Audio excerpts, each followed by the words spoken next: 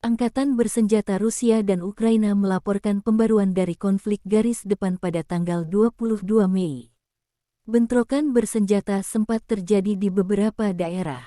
Di arah Donetsk Selatan dan Zaporozhye, penerbangan dan artileri dari kelompok pasukan Vostok menimbulkan kerusakan akibat kebakaran pada unit AFU di dekat Shevchenko, Republik Rakyat Donetsk, dan Marvopol, Malaya Tokmachka, dan Nesteryanka, wilayah Zaporozhye.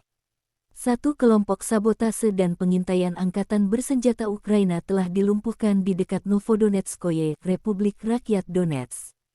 Lebih dari 150 prajurit Ukraina, 2 truk pikap, dan 2 howitzer D-30 telah dinetralkan pada siang hari.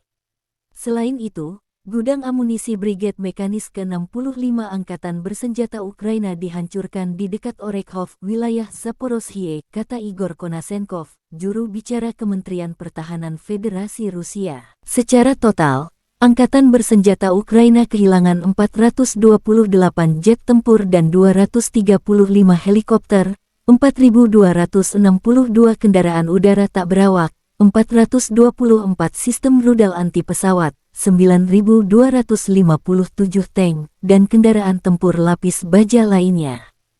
Juga 1.100 kendaraan tempur yang dilengkapi dengan beberapa sistem peluncuran roket, 4.881 meriam dan mortir artileri lapangan, serta 10.379 buah perangkat keras militer khusus dihancurkan selama operasi militer khusus, kata Letnan Jenderal Igor Konasenkov, juru bicara Kementerian Pertahanan Federasi Rusia. Dari kubu terpisah di Kiev, Angkatan Bersenjata Ukraina dalam pernyataan resmi tanggal 22 Mei mengatakan Rusia kehilangan 720 prajurit dalam sehari, termasuk 2 tank, 9 kendaraan tempur lapis baja, serta 20 sistem artileri dan 8 drone.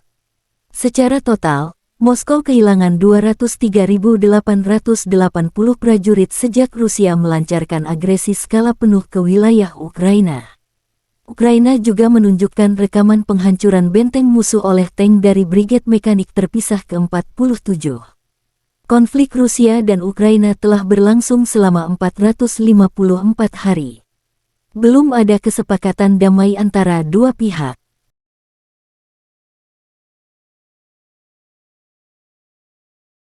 Terima kasih sudah nonton.